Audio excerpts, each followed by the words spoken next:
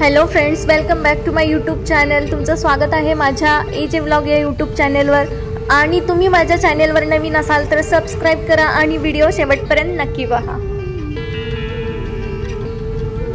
तर आज आपण चाललेलो आहोत आरवडे, जे की तासगाव तालुक्यामध्ये येतं आणि सांगलीमधून केवळ 35 किलोमीटर अंतरावर आहे। तर आपण पोहोचलेलो आहोत आता तासगावमध्ये आणि तासगावमधून हार्डली 10 किलोमीटर आहे।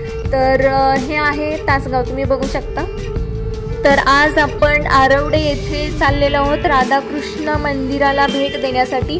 तर आम्ही तिथे पोहोचलेलो आहोत आणि हे आहे मुख्य द्वार, जिथून आपल्याला आतमध्ये जायचं आहे।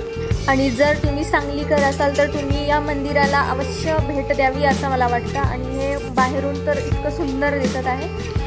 तर सांगलीकरांनी अजूनपर्यंत आरवडे राधाकृष्ण मंदिराला भेट दिली नाही असं होणारच नाही, पण ज्यांनी कोणी अजून भेट दिली नसेल त्यांनी भेट द्या, आणि नसेल तर तुम्ही माझ्यासोबत व्हिडिओ शेवटपर्यंत नक्की पहा। तर या मंदिराला इस्कॉन टेम्पल असे का म्हणतात, तर इस्कॉन ही एक धार्मिक संघटना आहे। तर इस्कॉन म्हणजेच त्याचा फुल फॉर्म असा होतो की international society for Krishna consciousness. तर मराठीमध्ये आंतरराष्ट्रीय कृष्ण भावनामृत संघ असे म्हटले जाते। तर मंदिराचा परिसर खूप मोठा व सुंदर आकर्षक आहे आणि हे प्रमुख मंदिर आहे आणि जगभरात या मंदिराच्या अनेक शाखा आहेत। चा उद्देश काय आहे तर कृष्ण भक्ती प्रसार करण्याचा आहे आणि जगात हिंदू धर्माचे महत्त्व आणि आध्यात्मिक जीवनातील आनंद समजवण्याचे काम हरे कृष्ण संप्रदाय करत असतो। तर धर्मप्रसाराची सुरुवात म्हणून कृष्ण भक्ती आणि तत्वज्ञान समजून दिले जाते। तर याद्वारे जास्तीत जास्त लोक याकडे आकर्षित होतील असे पाहिले जाते। या मंदिराची स्थापना अमेरिकेच्या न्यूयॉर्क शहरामध्ये दिनांक 13 जुलै 1966 अभय चरण रवींद्र भक्ती वेदांता स्वामी प्रभुपदा यांच्या हस्ते करण्यात आली। तर इस्कॉन मंदिराच्या सदस्यांसाठी श्रीकृष्ण हे सर्वोच्च आहेत आणि इस्कॉन मंदिराचे प्रमुख कार्यालय मायापूर पश्चिम बंगाल येथे आहे। आणि इस्कॉन मंदिर हे जग प्रसिद्ध असून संपूर्ण जग भारत त्यांचे 150हून अधिक मंदिर आहेत। त्यात प्रामुख्याने अमेरिका, ऑस्ट्रेलिया, साऊथ आफ्रिका यासारख्या बऱ्याच देशांचा समावेश आहे। तर इस्कॉनचे उद्दिष्ट जगातील सर्व लोकांना ईश्वर चेतनेच्या सार्वत्रिक तत्वांची ओळख करून देणे, जेणेकरून लोकांची आध्यात्मिक विचारांकडे, सनातन धर्माकडे ओढ वाढेल आणि त्याला एकता आणि शांततेचा लाभ मिळू शकेल। तर ही शिकवण त्याला वैष्णव संप्रदायाकडून प्राप्त झाली आहे। तर मंदिराचा परिसर आणि येथील वातावरण खूप शांत आणि भक्तिमय आहे आणि इथले वातावरण एकदम मन प्रसन्न करणारे आहे। तर तुम्हाला मंदिरामध्ये आतमध्ये गेल्यानंतर अतिशय सुंदर व जिवंत वाटणारी भिंतीचित्रे तुम्हाला इथे पाहायला मिळतील। तर इथे तुम्हाला काही ग्रंथ भांडार, औषधालय, तसेच भिंतीवरची जी सुबक सुंदर अशी भिंतीचित्रे आहेत ती एकदम आकर्षक आणि सुंदर आहेत। 4 नंतर गेलो होतो त्यामुळे तिथे ऑलरेडी आरतीचं टायमिंग झालं होतं आणि आरती आतमध्ये सुरू झाली होती।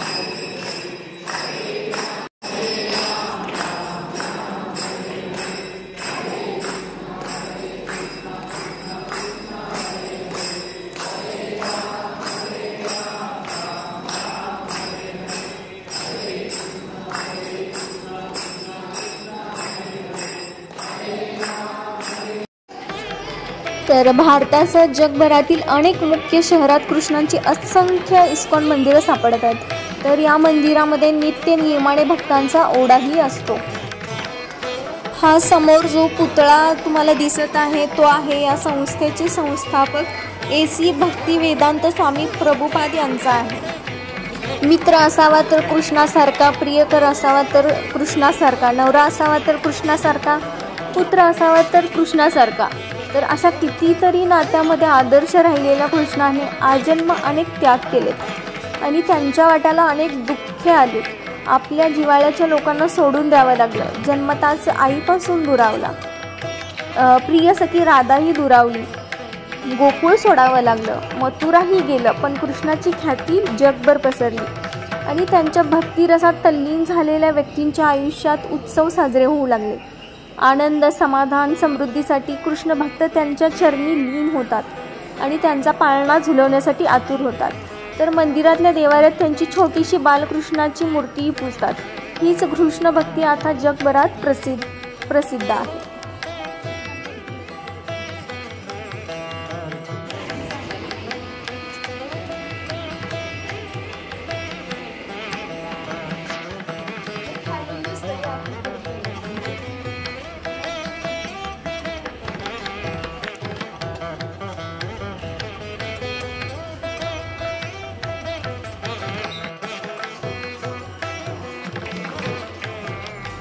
तर आता तुम्हाला ही जी मूर्ती दिसत आहे ती आहे श्री नरसिंह भगवानांची. तर भगवंतांनी भक्त प्रल्हादाच्या रक्षणासाठी आणि हिरण्यकश्यपाच्या वधासाठी घेतलेला हा अवतार आहे. तर यांची इथे थोडक्यात माहिती दिलेली आहे. तुम्ही पॉज करून इथे वाचू शकता.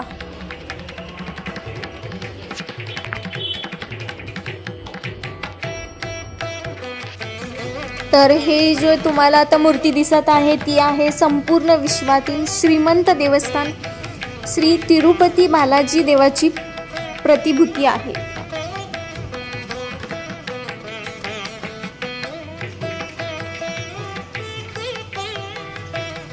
तर ही मूर्ती आहे गिरी गोवर्धन यांची. भगवान श्रीकृष्णांनी 7 दिवस 7 रात्र गोवर्धन पर्वत आपल्या डाव्या हाताच्या करंगळीवर उचलून धरला व सर्व व्रजवासीचे रक्षण केले.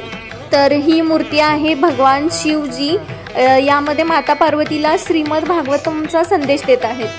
तर देव लक्ष्मणला जेव्हा बाण लागलेला तेव्हा बजरंगाने आणलेला द्रोणागिरी पर्वत.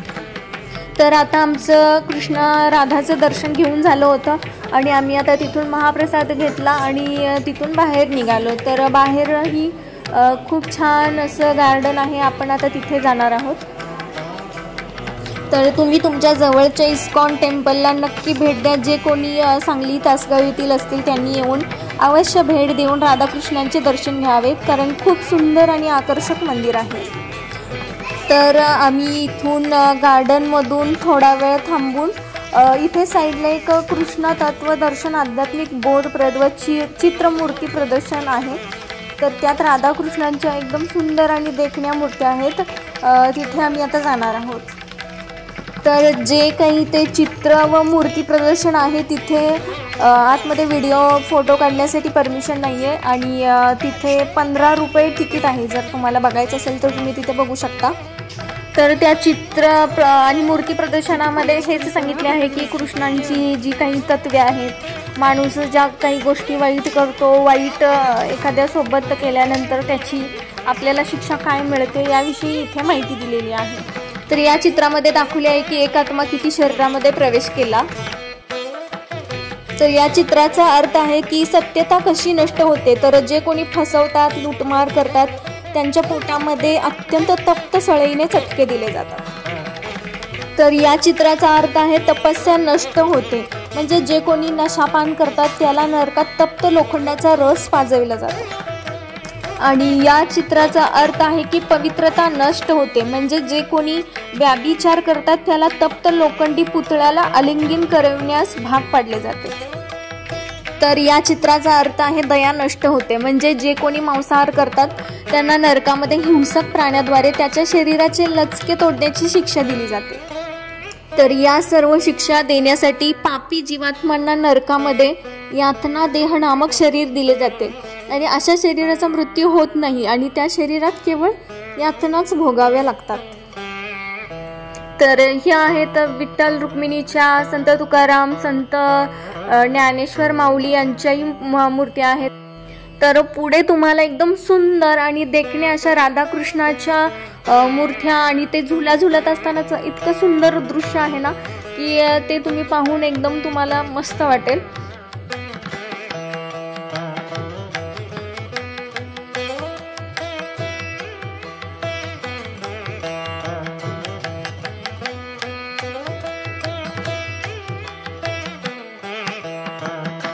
तर तुम्हाला आजचा माझा व्लॉग कसा वाटला आणि राधाकृष्णांचं मंदिर कसं वाटलं हे मला कमेंटमध्ये नक्कीच सांगा आणि व्हिडिओ आवडल्यास लाईक अँड शेअर करायला विसरू नका। तर चला आपण आता भेटूया नेक्स्ट व्लॉगमध्ये। तोपर्यंत स्वस्त राहा, मस्त राहा, टेक केअर, बाय।